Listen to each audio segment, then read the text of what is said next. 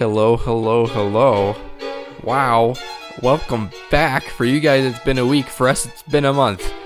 Oh, it's, Chris, it's been a long time. It's been a long time since we recorded together. It's crazy.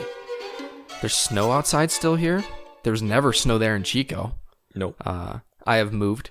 I'm in Rexburg. We took a break for a little while, but we're back, and we're coming back with a really special episode. An episode that's close to my heart. An episode that you shouldn't listen to while you're in the shower. It's Psycho. Okay? Oh my gosh. A great movie. My favorite Alfred Hitchcock movie, but that's like saying your favorite Christopher Nolan movie is Inception. So, I don't know. Maybe I'm a loser. Who knows? But, man, I love this movie. I'm excited to talk to you about it. But before I'm excited to talk about it, I'm more excited to be joined by my wonderful co-host, Christopher Midling. Me? Hello. You. I'm this way. That's right. Glad to be here. Glad to be back recording. It feels good. Mm-hmm. You have moved. I am moving. So that's fun. But yeah. We're in the later stages of life. Yes, we are. We're near the end. Already. Is this what it's like to die? Oh my gosh. No, it feels good. It does feel good. Productive. That's right. And now we're a more diverse cast of podcast hosts. Different parts of the country. Well, again, but I mean, you know. You know what other podcast hosts can't say? What? That they understand the West like we do. We're in every part of the West. Yeah, the West Coast and the Northwest. Which I've learned is not the Midwest, even though it is in the middle to the West. Yeah. I hate America. Mostly their geography. Yeah, sure. But, man, this film we're going to talk about takes place in the West. What a segue. It does. In your side of the West, but south. That's right. The even worse part. But tell me, my friend, what are your preliminary thoughts on Psycho? What's your experience with this movie? Well, like, when did you first see it? I got 3 words, if you want to do that. Or I can go into my history of it. That's fine, too. Oh, let's do the 3 words before we forget. Okay. You want me to go first? Yes. Cool. So I wrote them down, which I usually don't. I didn't need to write these down. Uncomfortable, reflective, and timeless. I love that. It's like it shouldn't ever need to be remade. Almost. It's like it didn't need 3 sequels. That's right. It has sequels? Yeah. No. Yeah. Dude, we have to do all of them. I know. We have to. I just found out this morning. That's ridiculous. Yeah. I cannot believe that's true. Wow. It's a horrible truth. Yeah. So what? That's a TV show, a remake, and 3 sequels. Oh my gosh. I thought you were including them as sequels. I heard the TV show is actually really good, but... Yeah, it was fine. It's different. But is it... It's just different, yeah. It's very different. It takes place during modern day and everything, so... Oh, it does? I had no idea. It shows how little I actually know about the Psycho universe, as it were. It's like if Psycho took place in Ozark. Oh, wow. Yeah. That's wild. But those are good words, man. Thank you. What are yours? I bet they're crap. Yeah, they are. I have one joke set of words, and those are obsessed with birds, but... And that's more for Alfred Hitchcock than it is for Psycho. Yeah. But I think my real words would be, like, deliberate. Like, everything is done with such purpose in this movie. Yeah. There are a few movies where I'm watching it, and I'm, like, paying attention to the little things that happen as much as in Psycho. I'm like, what that is? Oh, yeah, what's for going sure. on here? But so very deliberate. I would say just like Maybe my last two words would just be well acted. I don't know. It's just I was really impressed with the actor's ability to portray like subtle characters, I guess. Because I've watched several older movies recently and been like baffled at how horribly acted they were. And I just, from that point on, I was like, maybe people just couldn't act back in the day, you know? But no, Psycho proves me wrong. I mean, they're fantastic.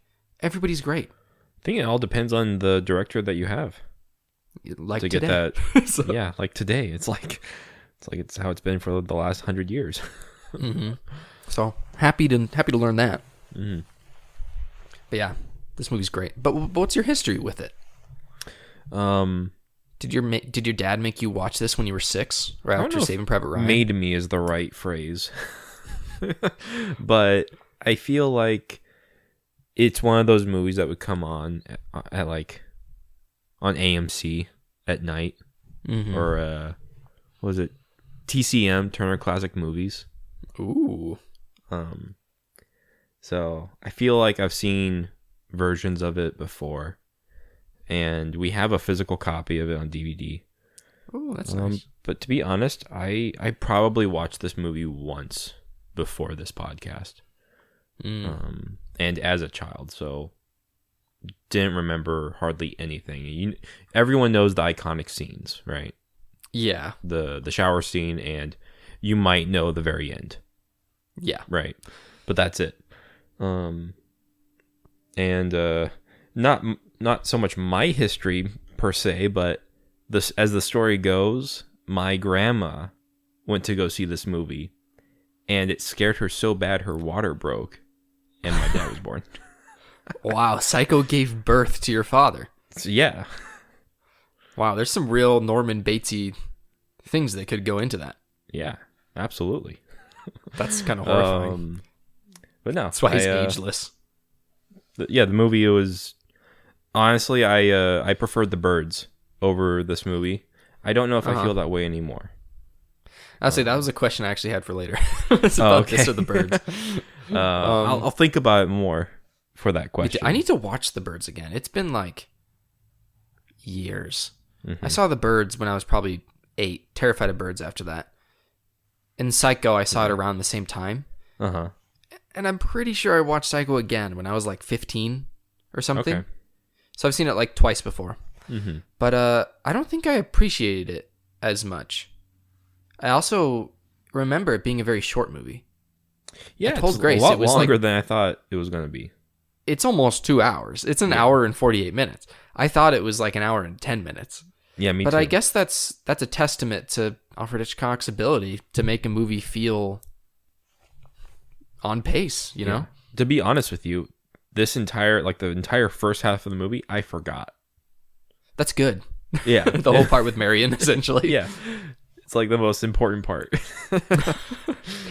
Well, I have a question I was going to say for the end, but it ties into what we're talking about and what you've said about how you saw it when you were a kid, and it's just been everywhere forever.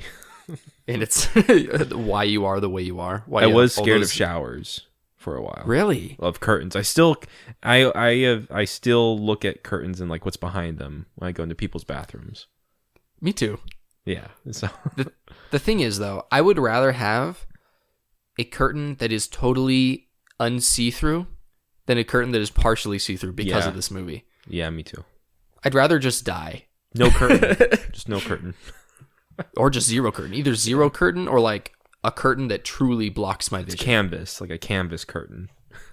I want an entire comforter. Yeah. Between me and everyone else when I'm in the bathroom.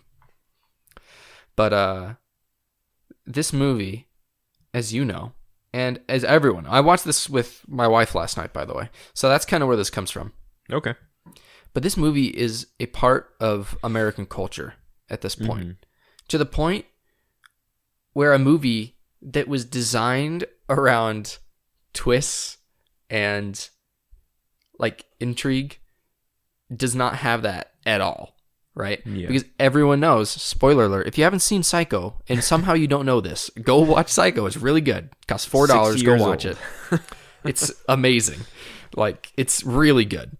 But anyway, spoiler alert is gone.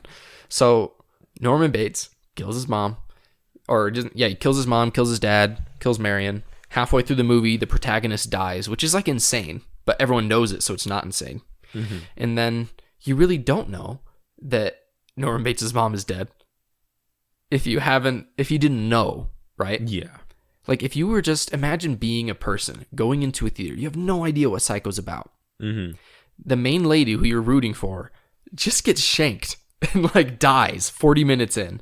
Yeah, and then horribly. It's an awful scene, chocolate syrup everywhere.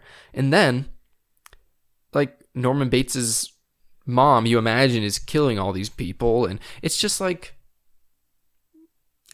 if there were any movie I could go back in time and watch without the cultural stigma and the cultural knowledge of what was going to happen, it would be this movie. And I wanted to know what yours would be. Like, what movie would you go back and watch? Because there's a lot of movies like this where like everyone knows what happens. It's just a part of our culture at this point. So movies that have a twist, pretty much. Which twist would I like to see again? Yeah, what twist would you want to experience for the first time? Have your water break. Gross. That's actually a really good question. Because I'm sad that this movie is forever spoiled for everybody. Like, yeah, because I even think. Oh, sorry. No, you go. As a kid, I think was told that, it's about this guy who's pretending to be his mom. I know, right? Like, why is that how we introduced this movie? Like, immediately. Yeah, I probably would agree with you that it would be this movie, because I try to think of other movies that have these grand twists. I think of Shyamalan, and I don't really care too much for those movies. You don't like The Village? It's fine. I can't really think of too many movies with a crazy twist like this. I guess there's always the Star Wars. Luke, that's true. Luke, I am your father. Oh my gosh, what would that have been like, dude?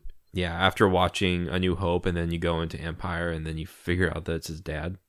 There has never been a moment in my life where I didn't know that. Like, how lame is that? Yeah, that sucks. Yeah, that's awful. And same with Psycho. Like, our entire vision of Psycho is that we all knew what was going to happen the entire time. Like, yeah. Grace had seen an episode of Criminal Minds where the entire time, it. Yeah, they're just talking about Psycho's ending. If you've seen like a Family Guy episode, there's a Psycho reference somewhere or anything. And so even that's sad. One of my favorite movies of all time, High Anxiety, which is Mel Brooks' spoof on Hitchcock movies. There's a scene that's from Psycho that it just mirrors it completely. Wow. So, yeah, you can't escape it. You were born knowing that he's his mom. That's true. Isn't that just crazy? And man, tell me about that soundtrack.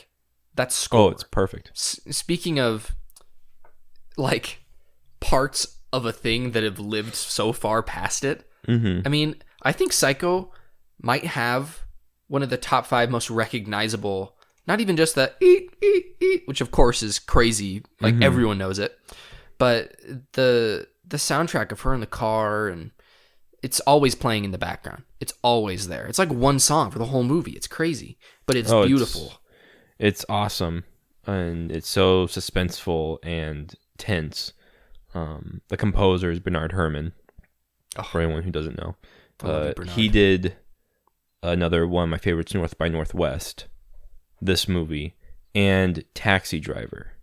Wow, this guy's actually hitting home runs. I mean, he did like Vertigo and stuff as well. But with Taxi Driver, there's a story. It's not a funny story. He was telling, like, he was like supervising over the final edits of his composition for Taxi Driver, and people were like, it's done, right? He's like, no, I want to keep working on it. And he finished it, and that night he died. Oh my gosh. Yeah. How'd he die? Just crazy. Just like being old? I think so. I mean, he just died doing what he loved. Oh, that's nice. Yeah. But yeah, it's crazy soundtrack. It's awesome. It's masterfully done. It's perfect. It's awesome. Yeah, this movie has a legacy like freaking none other, man. It's so good. Yes. But how do we want to do this? We want to go into characters? We want to do things in chronological? What are you thinking? Yeah, let's start with a little bit of Marianne. A little bit of Marianne by my side. Yes. Yes. No, Marianne, get out of here. This is a pretty risque movie for the 60s. That's what I said. Or technically, I would consider this the 50s still.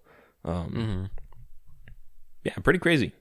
Crazy risque. She's in a bra for like half the movie. Well, for like, probably 5 minutes of runtime, which is a lot, Yeah, for sure.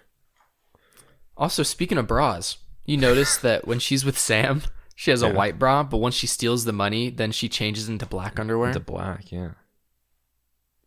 Alfred. I see what you're on doing. the nose there, buddy. I like it. Anyways, continue with what you were saying.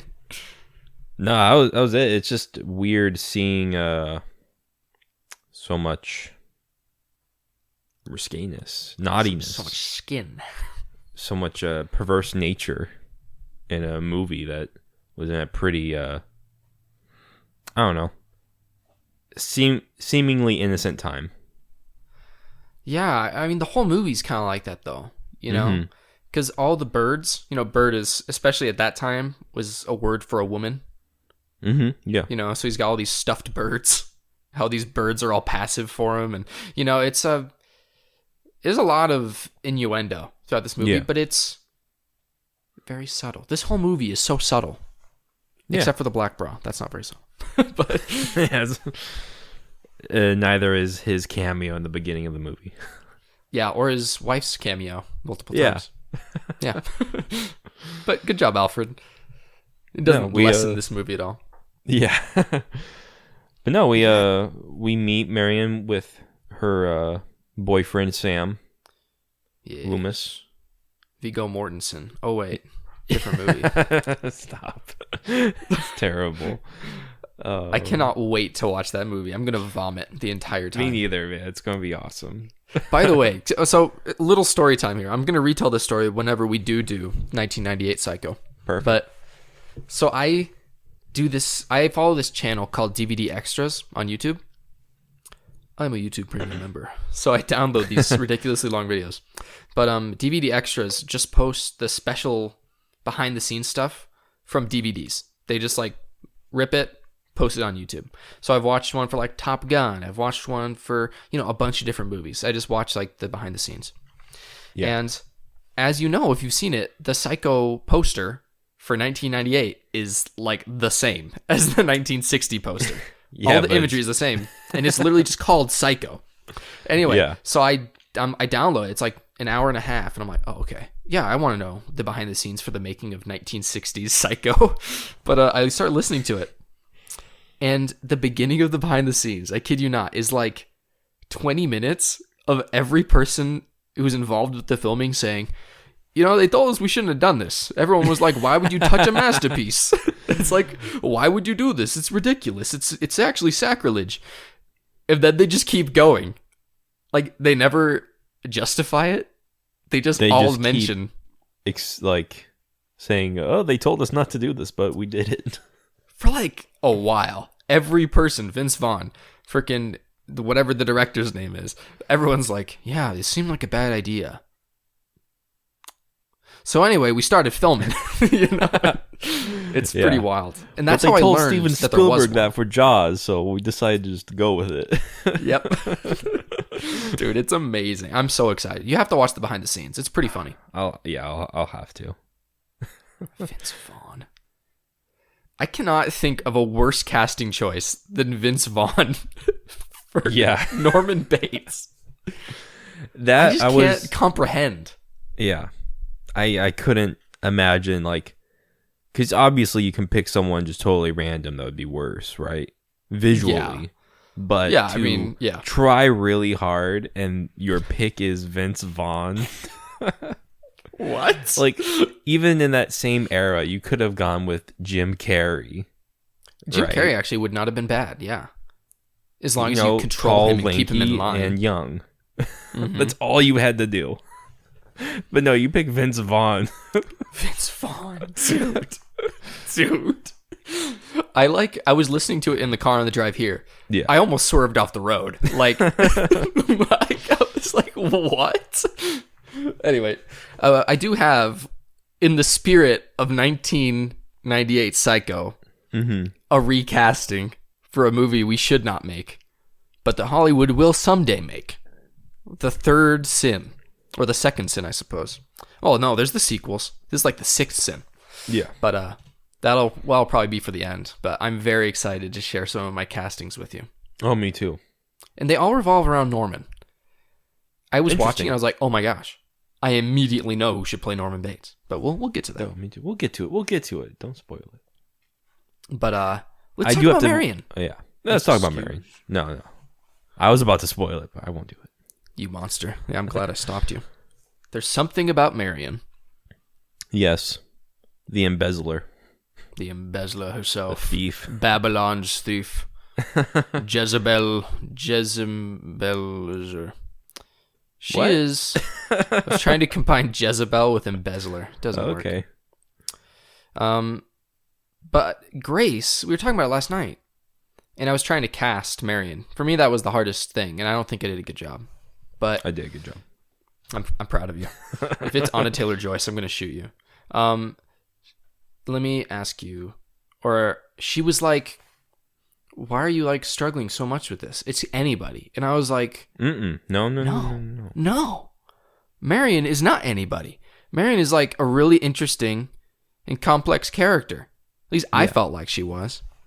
No, absolutely. She is the almost the mirror image of Norman. Ooh, tell me what you think. I don't know. You so what you got? She takes the money after she is flirted by a rich man, the oil man. Yes. He gives her $40,000, and she takes it. She pockets it, and she goes back to her apartment. And you tell that she's thinking about it. She wants to do stuff with the money. She wants to go and marry her boyfriend. And that was my impression too. She's not just running away. Because you hear all about Sam's financial problems in the beginning. He got to pay alimony. He has his father's debts. They're all trapped, you know? Mm-hmm. Yeah, this is what is going to free her. And she just wants to go away on a tropical island, like she tells Norman. Mm-hmm. And then she starts acting on her desires. And I'll tell you right now, my favorite scene in the whole movie is when she's in the car. And she is fascinating over what people are talking about. Mm-hmm. Like thinking about what is the oil man saying about her right now that she's a thief. What did her sister say? What did her boyfriend say? Her boss. Mm-hmm. And she gets this sinister smile that Norman has at the end of the movie. And it's just her acting on her perverse temptations, her natures, you know. Mm-hmm. And I love that scene. You know, she gets that weird smile because she's loving it. Mm-hmm. She is being herself, but at the same time, it's so taboo to her that it's, you know, she's taking a lot of pleasure out of it. Yeah, it's kind of fascinating. And you get the same sense when Norman is talking about his mother. You know, they have their conversation together while eating sandwiches. Mm. They share the same problem of being trapped. Yeah. So. No, I love that. And I love the paranoia that she's able to show. It starts as like anxiety and paranoia, but then it turns into something, I don't know, uncomfortable. Oh, dude, I love the cop. I love how he follows her, and he's like, probably, you know, he's not right to follow her, but like she is acting freaky deaky. Like go across state lines? Yeah, dude. Right? He's Because she ends up in freaking- California, right? I think so. And I think that's why he stops following her. I guess. Because I think that she's in California when he finds her, and that's why he's like, "Oh, okay, your that plates makes are sense. not from here." That And then makes sense. he happens to see her at the car place, and then he, Mm-hmm. man, and the scene with her and the car salesman, oh, it's so good. Yeah.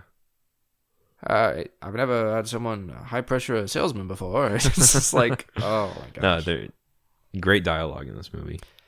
And you can just tell how afraid she is, you know. And Mhm. it could be this cop isn't even like doing anything, you know. We don't know what's actually happening, and I think I don't know. that's He's a real creep.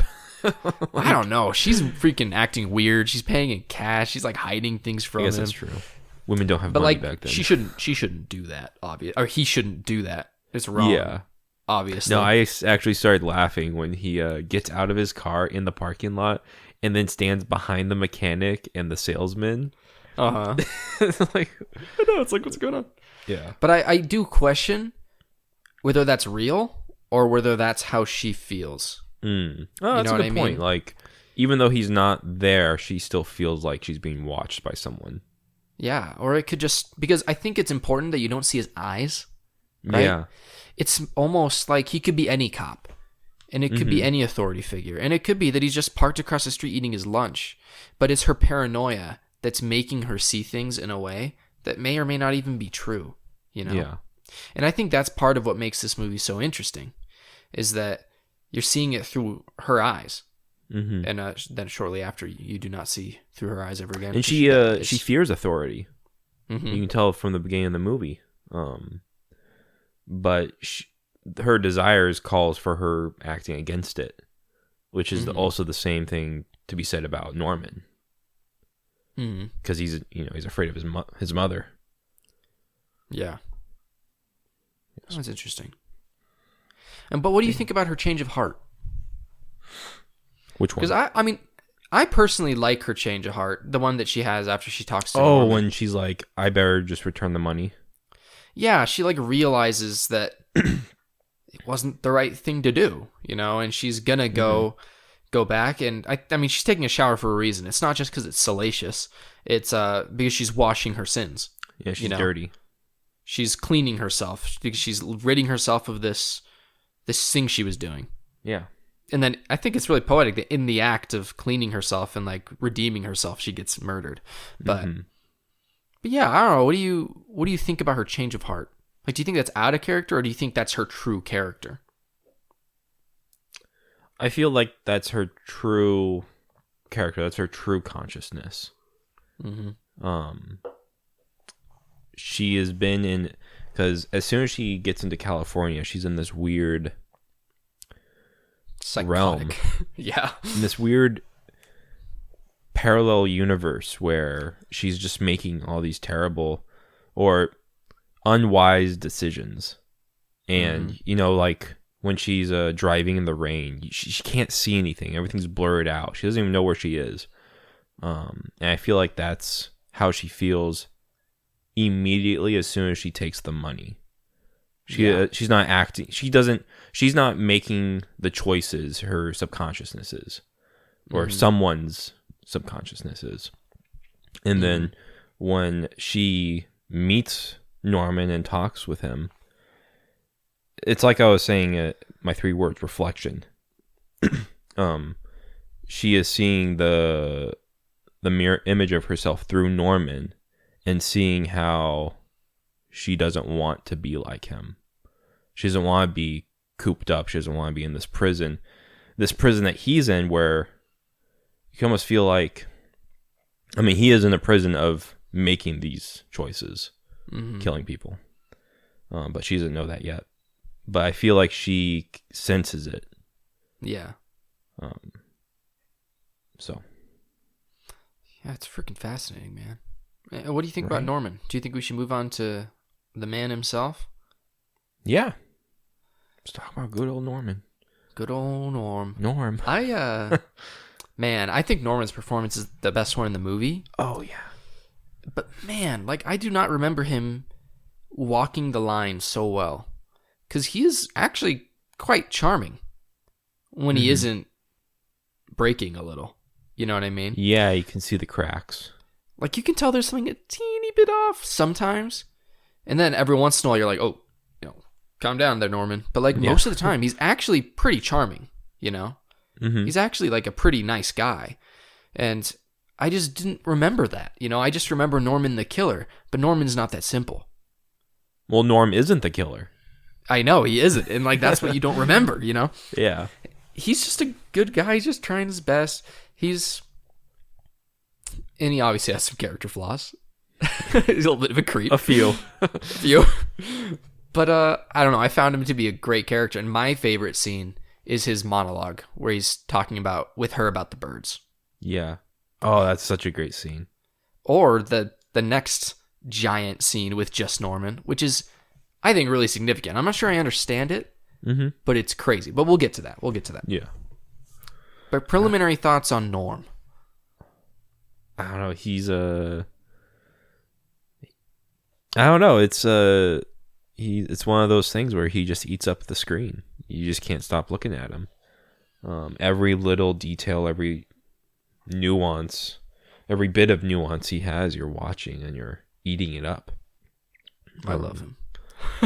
All the little twitches, him clenching his jaw, especially when he's talking with Loomis later in the film. Yes. I love when he talks to Arbogast. Yeah. You're right. He seems like a very charming, young, fit man. A little lanky, a little innocent at first, but he has these weird things where he is sometimes too nice. He's overbearing with his hospitality sometimes. It's because he's desperate for connection. Yeah. And that's like what a good portrayal of that desperation for connection. Because, like, I think part of it is, like, sexual, right? Yeah. Because that's, a theme in the movie. But I think a lot of it is just Norman wants to connect with anybody somehow. Yeah. He's a puppy dog. He is constantly smiling. Just he's just a weird dude, man. Let me read you a couple of his quotes. I want you to tell me what you think about him. Yeah. A hobby is supposed to pass the time, not fill it. Oh. What an interesting quote. Yeah. Like, this entire scene is just banger quote after quote after quote. Yeah, what do you think about brilliant. That? Oh, that's so poignant. It's so perfect. It's like what was it? Dickinson said, "Brevity is the soul of wit," and it's right there. That's like a Benjamin Franklin quote. I know. That's like wild. And like part of me is like, I wonder what that even means, Yeah. But I understand what it means. Yeah. You're supposed to lose yourself with it. Mm-hmm. It's just interesting. Yeah. What do you think his thing is? What do you think in birds are passive? Do you think it's just a euphemism about woman? Probably. Or does he like the birds because they're passive? Also outside of them being just fleeting. A symbol of woman. I don't know. I do not know. We are all in our private traps. We scratch and claw at ourselves and each other, but we don't move an inch. Obviously a pivotal line, because that's what kind of convinces Marion she should get out of her trap she has put herself in. Mm-hmm. It's definitely a line. Oh, sorry. No, tell me. Oh, I think that's definitely a line where it kind of shows the cracks in Norman because something is trapped inside of him, Mm-hmm. Instead of her trap, which is almost a physical, financial trap. He is stuck in a mental, emotional trap. Mm-hmm. But what were you going to say? I'm trying to remember. I don't remember. But I think it is interesting that they're all always in a trap, Mm-hmm. Like Norman's in this social trap at first with his mom, and then he's in a mental trap, and at the same time he's kind of in a physical trap. And then Marion is in this social trap where she's with a man that she can't marry, but she really would like to, and then she's like, oh, this money will fix that, and then she's in a financial trap. And even when she's going to go give back the money, she's going to be trapped by the police, just like Norman was, right? Yeah. or she's going to be in a huge financial trap because she's missing $700. Yeah. So it's just interesting that Norman's right. We never do move an inch. We are always in a trap. But, I don't think it's necessarily as nihilist as that sounds, Like, I think that's fine, and we all have to make the best of whatever trap we're in. But I thought that was interesting, because that's a theme in the movie, is entrapment. You're just always trapped. She's as harmless as one of those stuffed birds. Ooh. It's just interesting. I love the foreshadowing in this scene. Yeah. It's like, my mom's dead, but it's just wild. Oh, and then a son is a poor substitute for a lover. Yeah.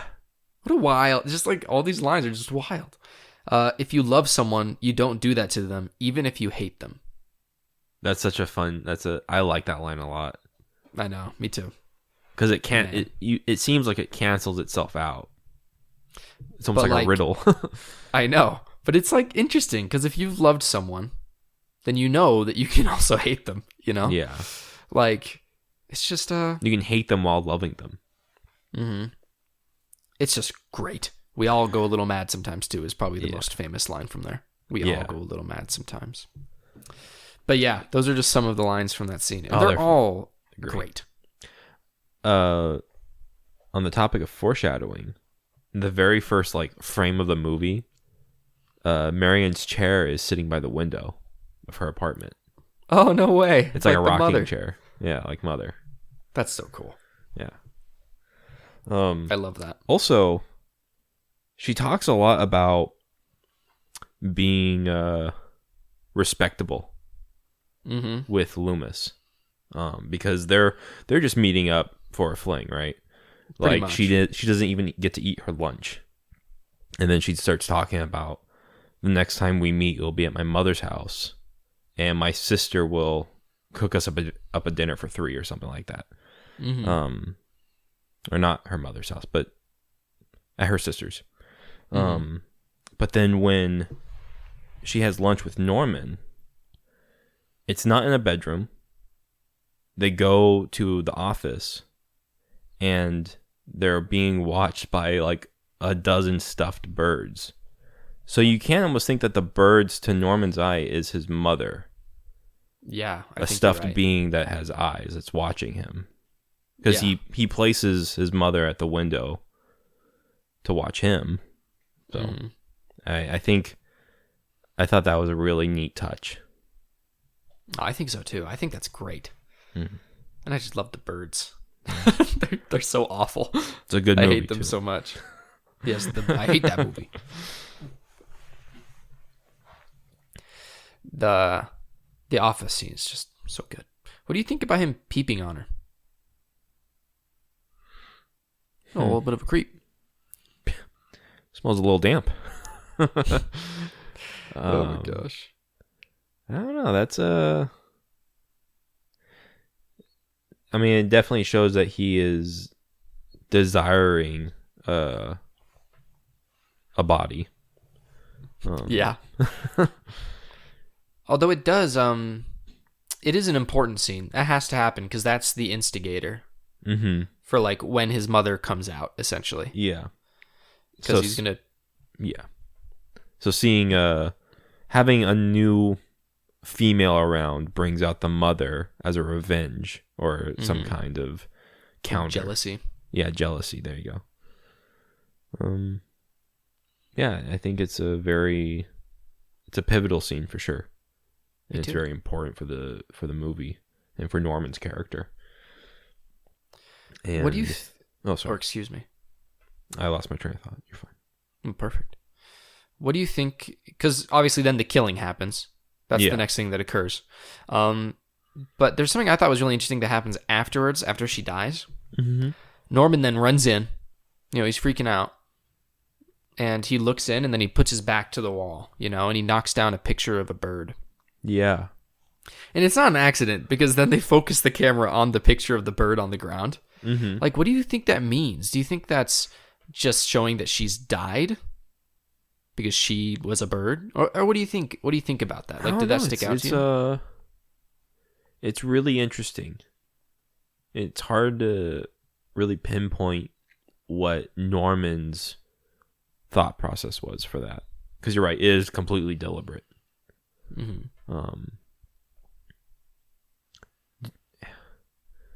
Because he is Norman at that point, but maybe some part of his mother's name's...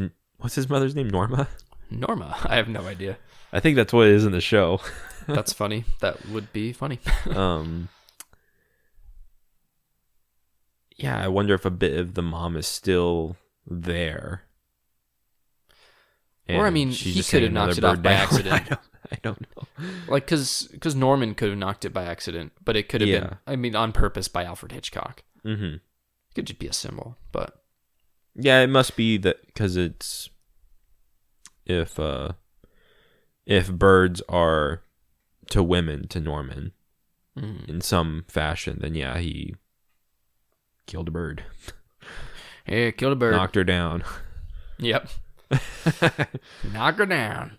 And then I think then the most perplexing scene comes. Because I know this scene means something, but I'm just not sure I get what it means. Because it might have meant something to a different audience, you know?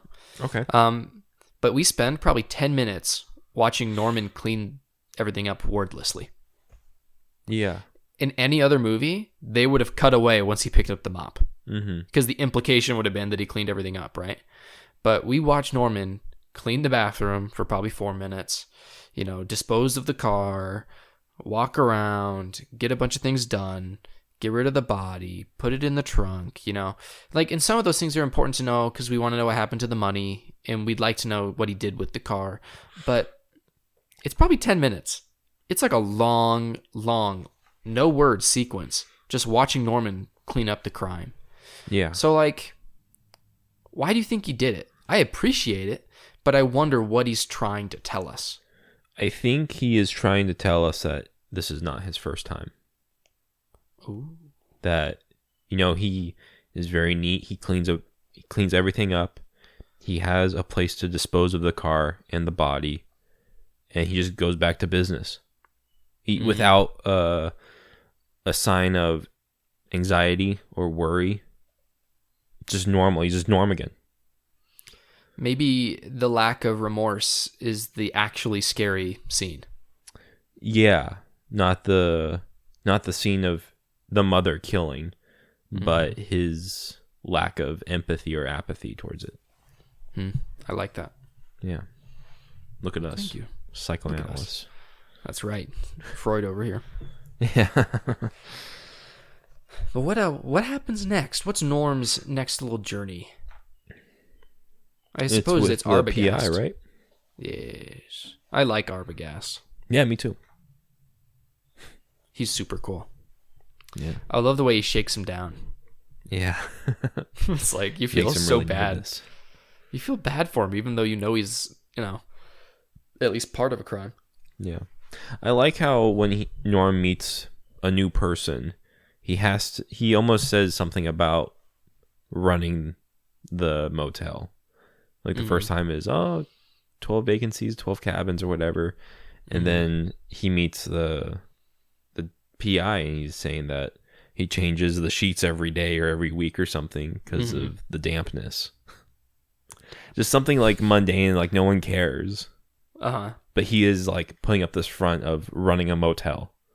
Yeah, it's interesting. But yeah, the PI. Yeah, what do you think about Arbogast? I think it's fine. I think you know, he had it coming. I felt shook down by him. Yeah, like, right.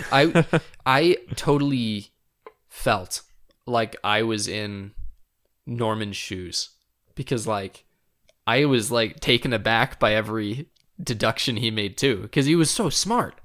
Arbogast's like, oh, that doesn't really match up with what you said earlier, does it? Yeah.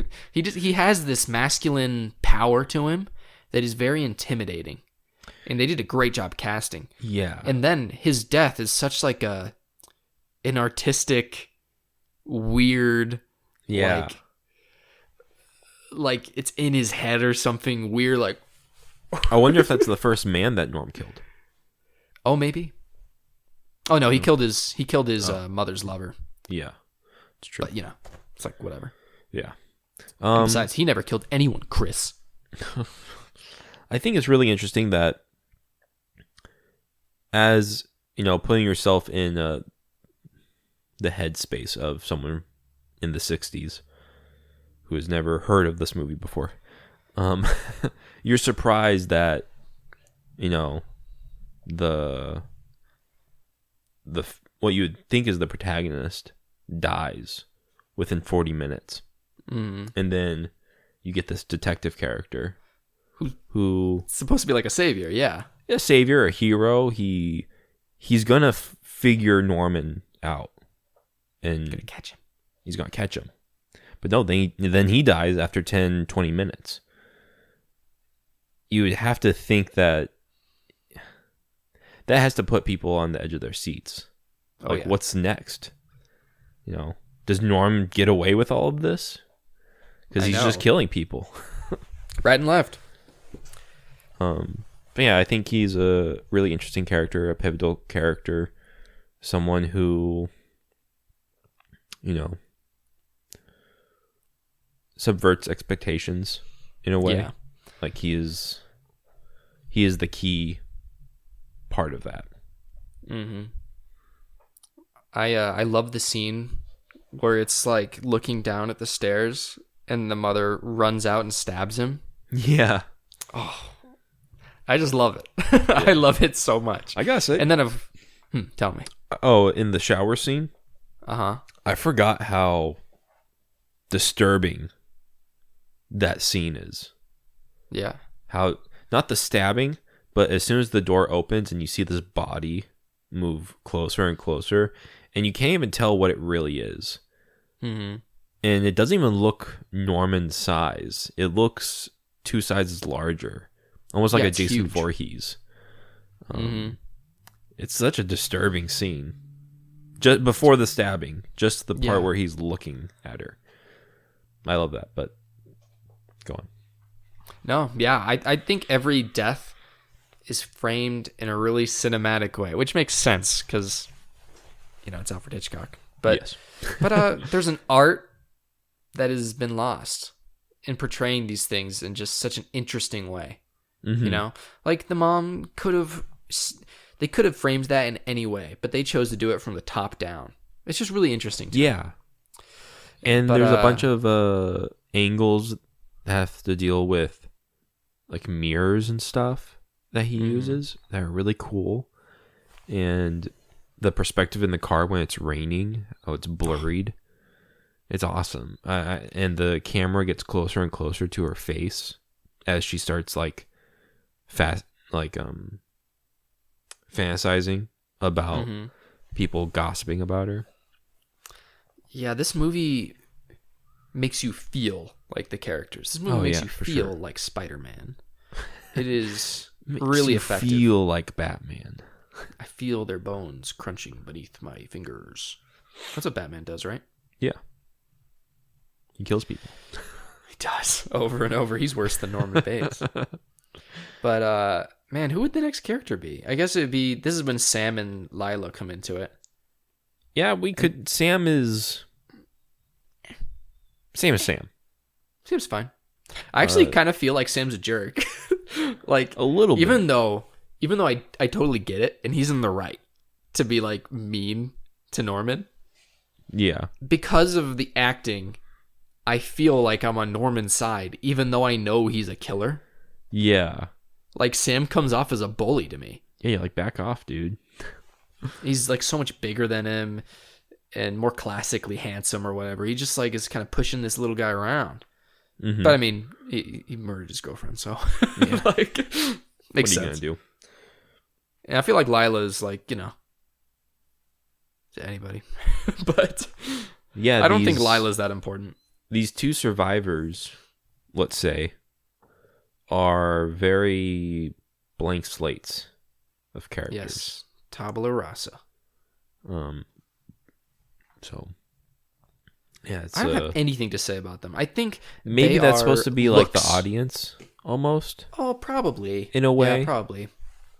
Just put yourself in their shoes. You discover the mom. You're bullying Norman. You're pushing him around. Yeah. You get hit with a brick. Gosh. I think you're very correct. I think that's the It's whole the point. only thing I can think of. That must be it. But, you know, he did a great job characterizing like 3 people. So that's pretty good. The 3 mains. And then I guess this logically leads to that final shot where Norman's like pterodactyling in Sam's arms. Yeah. I love it. He looks like he's in so much pain because he can't do what he wants. What he knows he's supposed to do. Yeah. You know what I mean? Oh. And then the scene at the end, obviously. Wait, doesn't he shout out, "I'm Norma Bates"? I'm Norman Bates. Yeah. So stupid. It's ridiculous. I actually think this movie would be way, way, way, way, way better if they pretty much ended it there. I don't like the psychologist coming in and explaining the doctor things. scene. It's awful. But like, it makes sense for the time. They didn't know how to deal with this. I guess that's true. Like, if they ever did a redux of some sort, ooh, they should take that scene out, because I don't need the explanation for 10 minutes. Yeah, like we all get it. Yeah, it's like a Twilight Zone episode. I know. Like, I don't know why they did it. They might have done it because they felt like they had to, or something, because they didn't think people would get it. Yeah, I mean, it's 1960s. This whole scenario is pretty taboo. Cross-dressing, the sex in the movie, the killing in the movie. It's all perverse and weird. It's groundbreaking, honestly. I mean, as everyone knows, as soon as you are born, you know it's a very popular movie and a very important movie. Yeah, it's not like this is a gem in the rough. Like, yeah.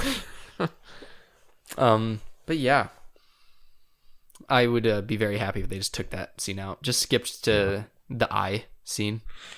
Yeah. I remember a fly landing on its eye. I don't know why I remember that, though. Maybe that's in the 98 version. Maybe I've actually only seen the Vince Vaughn version. Maybe. No, I really like the scene at the end when he has the blanket and he's talking like the mother. It's very creepy. The mother's talking. Yeah, the mother's talking. It's so sad. That must be when he is like pterodactyling, as you so lovingly put it. That must be the freeing of Norman. Yeah, maybe that's him being and Norma just takes over completely. I think you're right. Yeah, it's a very creepy scene, and it's very reminiscent of the Marion scene in the car when she's smiling. Just things percolating in her brain. No, I love it. But yeah, I won't even swat that fly. And they'll look at me and they'll say, "Why, she wouldn't even hurt a fly." It's like, oh my gosh, what a great ending. And then the final shot is them discovering the car in like the swamp. Yep. What an interesting way to end the movie. Like, you'd feel like you would end after the monologue, but instead you go back to the car. Do you think it's to end with hope? Maybe it's just you began the movie with Marion, so you end the movie with Marion. Like, it's a reminder of where you came from. Maybe. Like, this is what happened to her. I think that might be right. What a fascinating... Too bad he's dead, so we can't ask him. Can't have Alfred Hitchcock on the podcast. He would come on, though. Maybe with these new audio NFTs, we can just type it out. Yes. I want him on our show through audio NFTs. We'll have to talk about NFTs at some point. Please no. I want to. I want to see what you think about it. Okay. But that's for a different episode. That's not to Sure. pollute our Psycho episode. Although now I want to buy a Psycho NFT. Make a fortune. But I think it might be time for our recasting. I mean, we've been I think like... so too. Ooh, it's so exciting. Do you want me to go first? Or do you want to go first? What order are we doing this? In I order of wanna do it- appearance? I'm going to do it in least important to most important. Which is a bad way to do it. No, I don't Okay. know. What do you think? I was thinking of What just do you think? important in terms of when they appear in the movie. Let's do it when they appear in the movie. That way we're equal. Yeah. And do we do our bad alternates with it? Yeah, sure. All right. I like sounds that. good. All right. So the first person to appear on screen is Marion. I want to hear yours because yours is actually good. Mine is bad. I don't think mine's good. You made a comment about it. It's Anya Taylor-Joy. Dude, I freaking knew it would be. I don't see who else would be as striking to look at.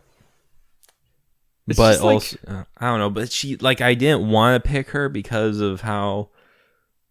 It's like picking Zendaya or something. They're so popular right now. Yeah, you very know? popular. I was trying to think of someone who is young but not too young.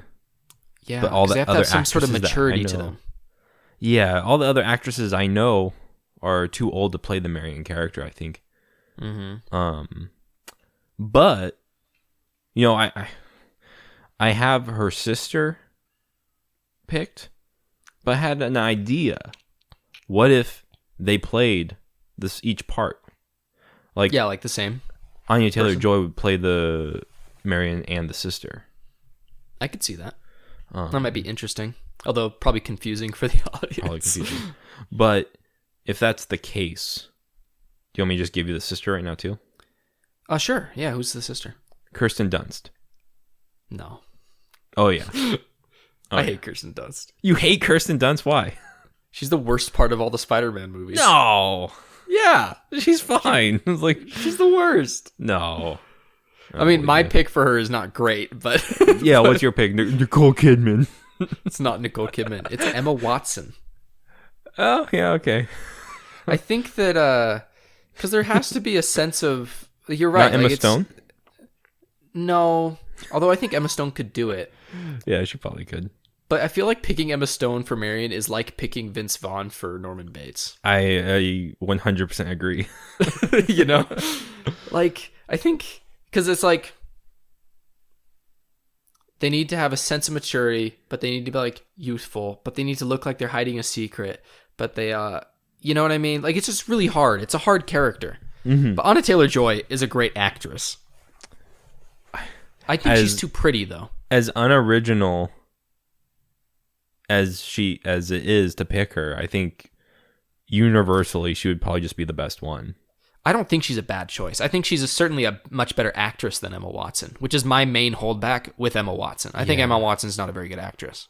So I could do it better, Emma. Come on our show. But your choice is good. It's just funny because it's like picking Tom Hanks to be the It's like, of protagonist, course you know? you pick that person. Like, yeah, Anya Taylor-Joy. But she's a good pick. Okay. I guess would the next person be Sam? Yeah. I I have have two people. Oh, really?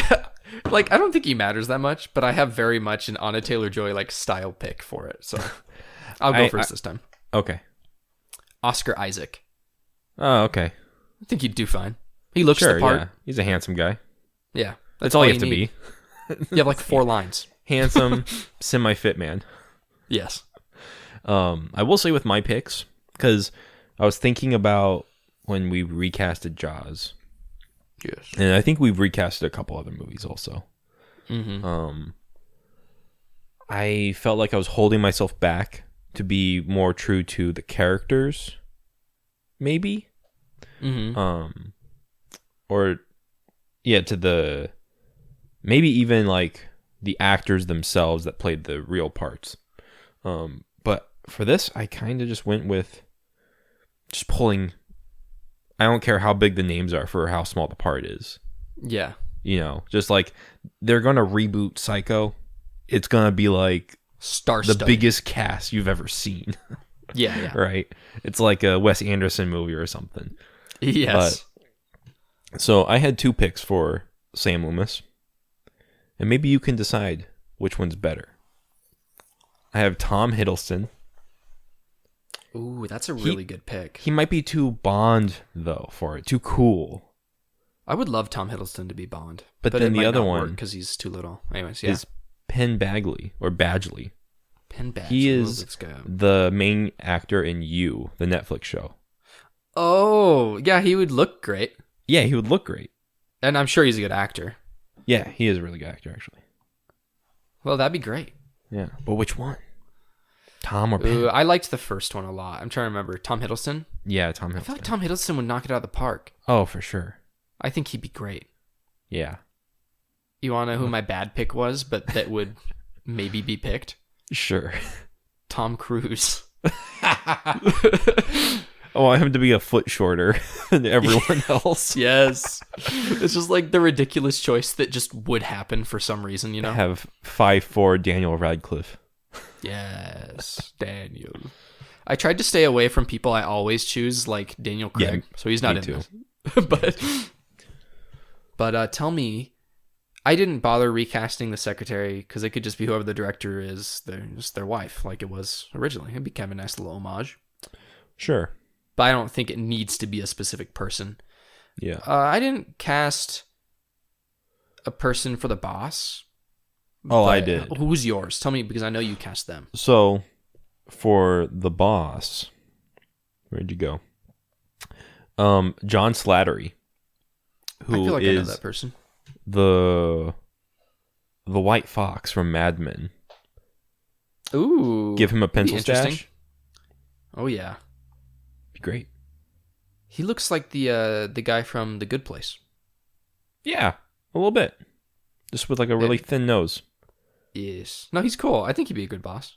And then for the oil guy, just went Jack Black. Why not? Dude, that's my bad casting for the oil guy. Perfect.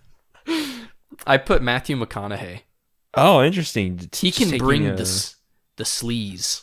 The sleaze, the southern unhospitality. Just like totally hitting on this woman and like making her super uncomfortable and throwing around his cash. I feel like Matthew McConaughey would do a great job. Oh, yeah. Big old hat on his head. Would you make him like gain 60 pounds for the role? No. It would just be a little bit different. Just Matthew McConaughey. Just Matthew McConaughey. Okay. I just feel like he could deliver the lines super well. I feel like I'd really enjoy watching him do it, for be sure. mean. Yeah. Because I think he'd be a great villain. He's not a villain enough.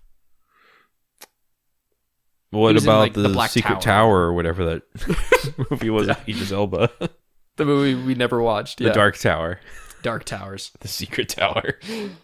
The Secretive Tower. That sounds like a 9/11 conspiracy movie. It is. Directed by George Bush. But Chris, tell me, the next guy is the cop? Sure, who I don't think you casted. I did. Oh, you did? Good. Who did you do? Kevin Bacon. Hey, Kevin Bacon. Kevin Bacon would be great. Yeah, why not?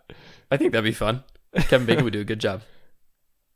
I put Peter Stormare. Do you know who that is? No. Who is that? He's in Prison Break. He's in Longmire. And he's in Until Dawn. He's a psychologist in Until Dawn. Oh, yeah. And in Until Dawn, he looks exactly like himself. Oh, yeah, I love this guy. He was also in Seinfeld. He's awesome. Oh, his voice is so crazy. I think he'd be a good cop. I mean, you'd never even see his eyes, but he has the right like scruff and face for it. Oh, yeah, he'd be perfect. Perfect, like great jawline. I love Peter Stormare. He's so awesome. Have you seen Prison Break, by the way? No. I remember seeing commercials for it while watching 24. That is totally the era. Like, it feels like it was made the same time as 24. We've been watching it. It's actually really good. I heard it was really good.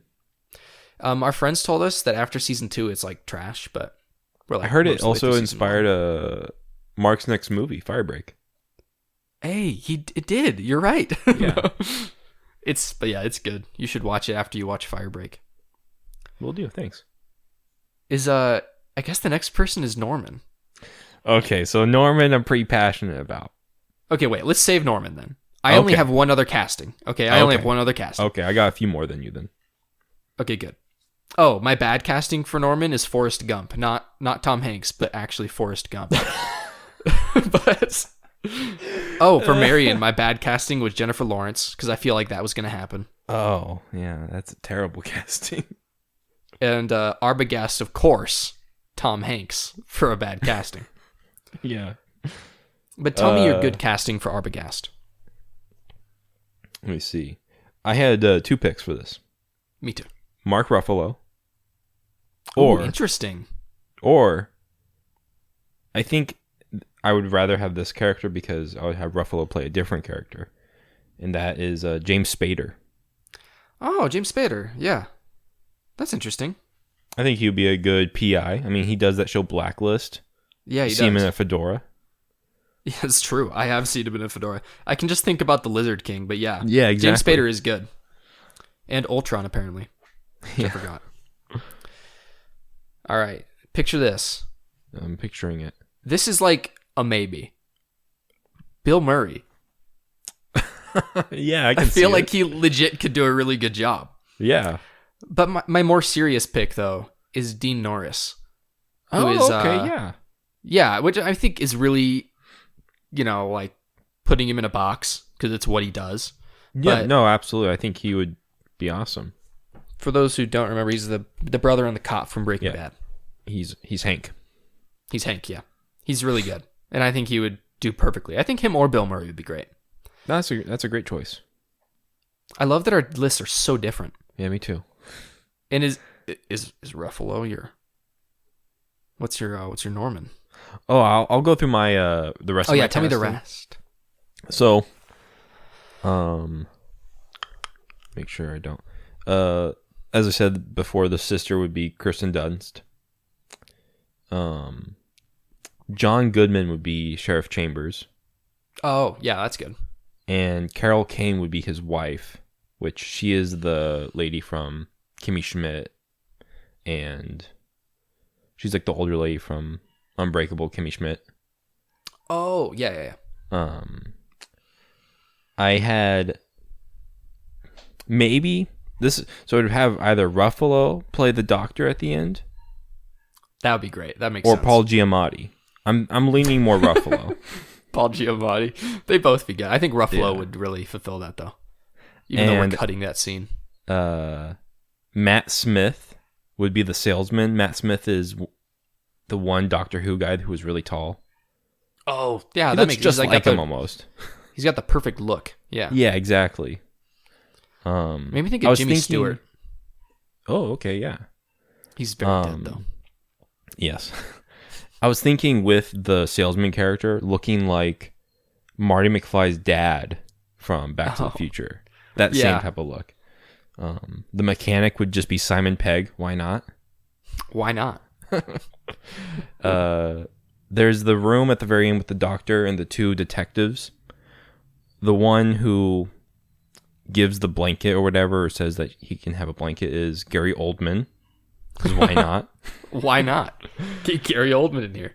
The cop with the blanket would be Elijah Wood. Why? He's kind. Yeah. He's kind. Yeah, he's great. And Patrick Warburton would be the guy who says, "He's a transvestite." There you go. I just want to hear him say that. I know, me too.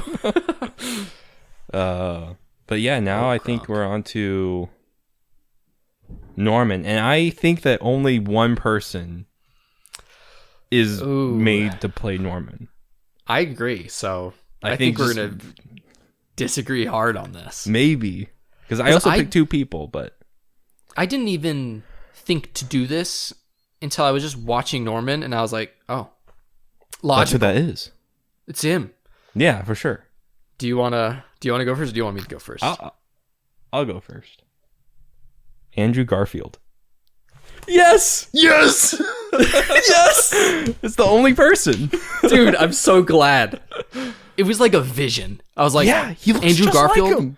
He was made to play this role. Oh, absolutely. Oh my gosh, he would do amazing. Because Andrew Garfield is a serial killer in real life, and he acts like it. So like, he even kills people in Spiderman. Oh my, he does.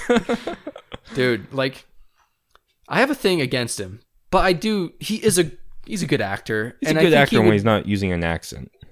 Yes, he'd be perfect for this. Although he is actually British. Yeah, you just can't use anything from the Northeast. Yeah, the Spider-Man accent didn't work. No. But yeah, and I'm not sure the Hacksaw Ridge accent worked either. But yeah, I'm so glad. What are the odds? Well, there's only one answer, so that's how true. Could you get it wrong? The odds were actually 1, as in 100%. Yes. Yeah. Wow. All right. My throwaway was Bill Hader, but I always say Bill Hader because I like him a lot. Yeah. But no, Andrew Garfield was Jason Plenum, I think. Jason Bourne. He's yes. No, he's the neo-Nazi looking dude from Jungle Cruise, and he kills the kid in Breaking Bad. The blonde guy. Oh, that guy, Kirsten Dunst's husband? She did not marry him. Yeah. They're going to make the ugliest babies. Gosh. But yeah, him. Because he looks horrifying. But Andrew Garfield is much better. I think he's too big. And he's too overtly creepy. Yeah, he has dead eyes. He does. He's like a shark. Yeah, it looks like a shark or a doll or... I'm not convinced he's real. Yeah. Yeah. Very creepy, man. Dude, I cannot believe that we had the same guy. I was perfect. Yeah. I love that. That makes me so happy. It would make such a good movie. It would. I think I would actually really watch it. I would watch it. Yeah, if they did it, absolutely.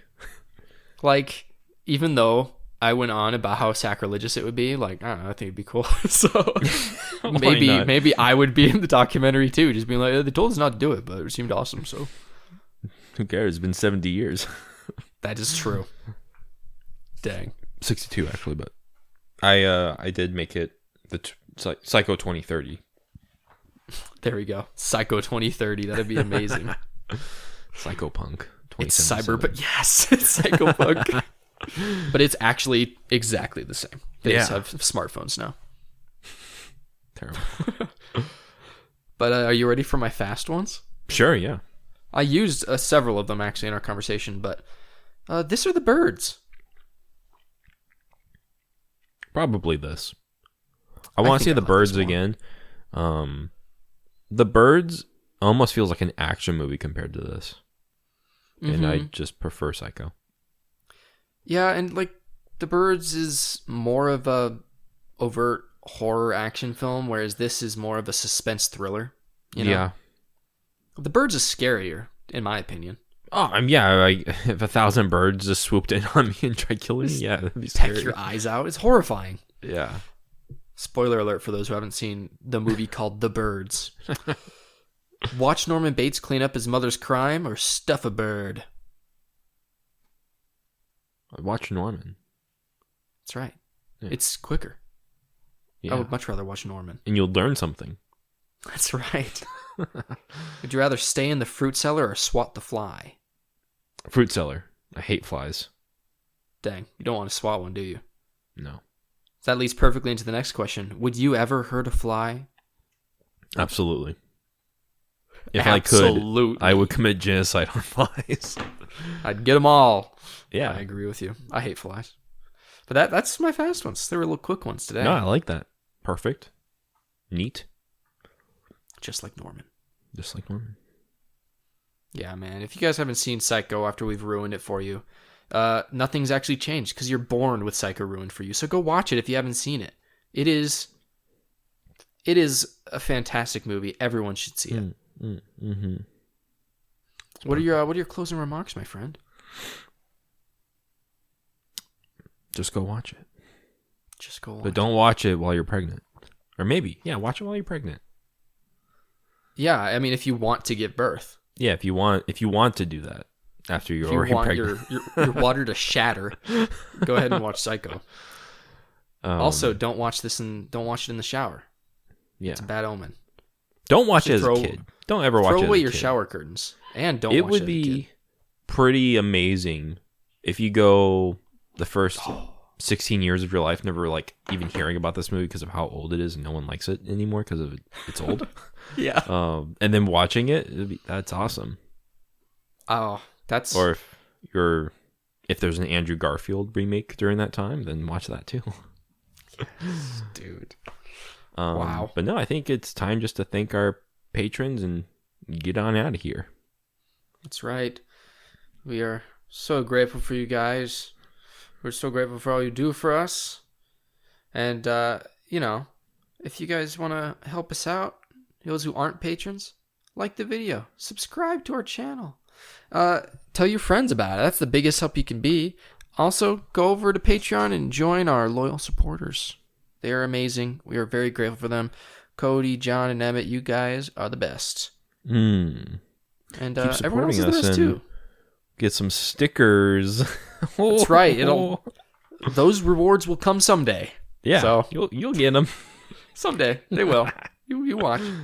But we love you guys. We thank you for listening, and we hope you have a great day. I love you. Bye-bye now. Bye-bye.